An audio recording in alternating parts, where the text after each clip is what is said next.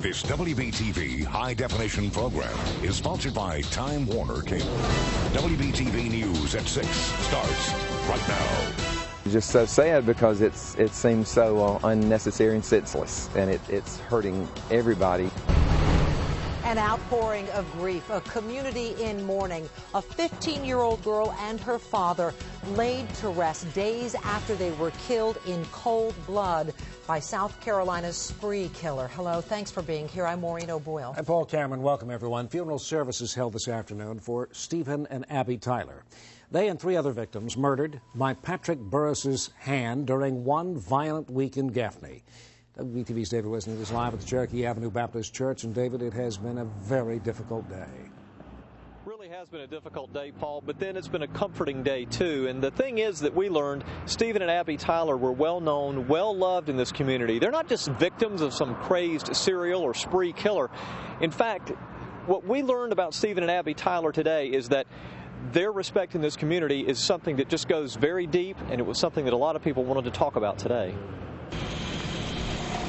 This is the face of nearly unimaginable loss. Kim Tyler's husband and youngest daughter were murdered last week, and today she, her older daughter Megan, and several hundred friends and family members gathered to say goodbye. Beautiful family. They split that family right half in two. They was just sweet and honest people, and I can't believe none of this has happened. Stephen Tyler was remembered for his dedication to God, shown through his church activities, and the kindness he showed people along the way. My mother had me at a young age, and he was nice enough to help her out, you know, buy my baby stuff for me when I was little and everything, and he was just a good man. 15-year-old Abby was remembered as always smiling, always friendly. Bashada McGuigan went with Abby to the presidential inauguration in January. She always encouraged me, and I like to make her and her sister laugh. Today's service was both difficult and comforting for this community. Dr. Wayne Brown is a pastor who knew not just the Tylers, but each one of the victims of the killing spree that has caused so much pain. This is just so sad because it seems so unnecessary and senseless, and it's hurting everybody. But these are people of faith and of hope, and I know that God will help them carry on. But at this moment, everybody is just hurting for them and praying for God's grace for their needs. Something I want to tell you about. Heard a story about Stephen Tyler. Now, he ran a furniture and appliance store. And I was told he's the kind of guy that he would sell a TV, and it might be to an elderly person or someone who was having a little bit of trouble understanding how it works, and they'd get it home and their remote control wouldn't work, and they'd call and they'd ask Stephen about it. Well, he wouldn't try to explain it. He would just get in the car, drive over there, fix it for them, and everybody said that's the kind of guy that he was, and you just kind of get the sense that's the legacy of Stephen and Abby Tyler to their community. Live in Gaffney, David WHISENANT, WBTV, on your side. Something very comforting about a small-town community that comes together in times of crisis. David WHISENANT, thank you. WBTV is on your side, gathering the latest on the spree killing investigation. Police are now delving into the past of Patrick Burris as they attempt to answer the one question on everyone's mind. Why? Why did he kill 5 innocent people? They are, of course, looking into his criminal history. Burris committed crimes in Virginia, West Virginia, Maryland, Florida, and all over North Carolina. Arrested 30 times in North Carolina alone. We know Rockingham County is where he grew up and where he committed most of those crimes. We know Burris stole guns and money and did a lot of drugs. Burris had only been on the street a few months before his murderous spree began. After his release in April, he fell off the grid, failed to make appointments with his parole officer. He was arrested in June for driving with a revoked license, but made bail and managed to slip through the cracks. Even so, the state says Burris's parole officer did everything she was supposed to do. It is kind of shocking when you hear somebody that spent most of his life in your county, and then you hear this violence and this tragedy that occurred down there. Well, right now, police still haven't given us a motive for these murders, only speculation. And according to at least one criminal profiler, the reason behind the 6-day killing spree may have died with Burris. And police all over the area are now trying to figure out if Burris was tied to any more unsolved murders. The Statesville Record and Landmark reports this morning that police in Mooresville looking into the possibility that Burris murdered Matthew Ryan Stewart. Stewart and his wife both shot inside their home as their children slept last month. Right now, investigators there say they have no new leads. Paul, the family of Patrick Burris has sent condolences to the victims and their families. Burris's mother and sister live in Florida. They say they hadn't seen or heard from him in years. Still, they released this statement, quote, "If the accusations about him are true, he is not the same person we used to know. And if he did indeed do these terrible things, then our hearts go out to all the families and friends of people who have died," end quote.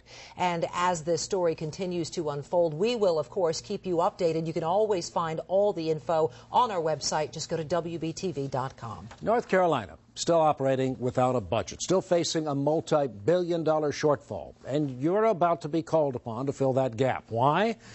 Because Bev Perdue says so. The governor, once again, pressing lawmakers to jack up your taxes.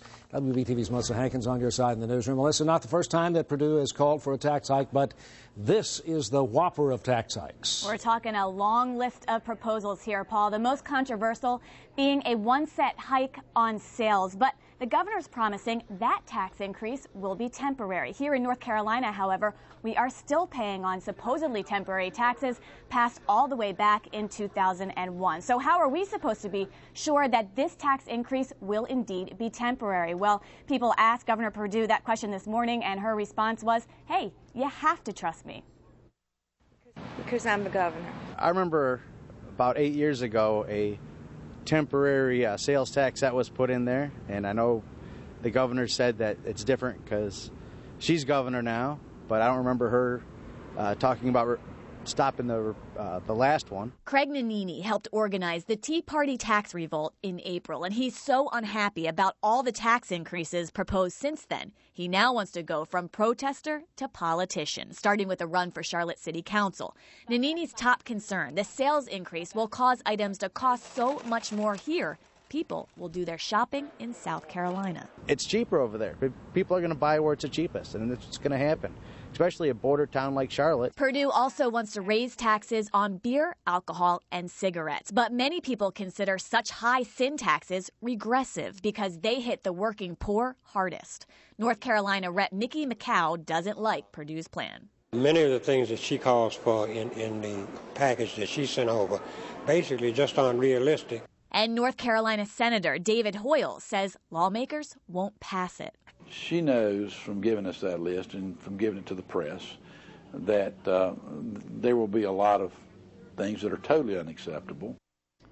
Some of Perdue's other proposals include taxing plastic surgery and adding an income tax surcharge on single taxpayers making more than $500,000 and married couples who make more than $1 million. Back to you, Paul. Well, Melissa, the governor has been trying to make herself a bit of a hero through this whole budget process by calling out lawmakers. Yesterday, she said the state was losing $5 million a day by operating without a budget. Not true. Legislators last week approved what's called a continuing resolution. In it, it specifies spending be kept at 85% of last year's levels. And because there were no new tax hikes scheduled to go into effect July 1st, we're not losing any additional tax revenue.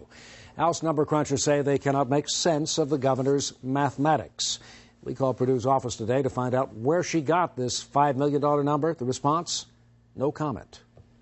Outside at the Charlotte Douglas Airport, you can see those milky clouds above the airport. We don't have any rain right now, but I understand to the south, some of our neighbors in South Carolina dealing with some persistent storms this afternoon, Eric Thomas. Yeah, it's been interesting, and some areas are really needing some rainfall. Probably you could describe all of the area could use a pretty good drink right now, but at least a few counties got that today. In fact, take a look. We'll show you on our Power Doppler radar that this is what Maureen was just describing. You see a lot of lightning that kind of dying out here near the end, and it's just scraping Lancaster County and moving into Chesterfield County. But to the north of Charlotte, very little rainfall at all. So here's the way it all adds up. Again, if you are going to be around the Charlotte area during the evening hours, expect maybe a brief shower. That would really be about it. Otherwise, temperatures falling through the 70s slowly.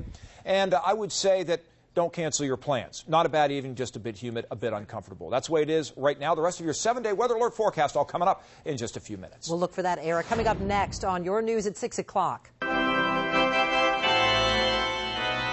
poverty walks through the door, love flies out the window. Newlyweds facing the real possibility of crossing the threshold into the poorhouse.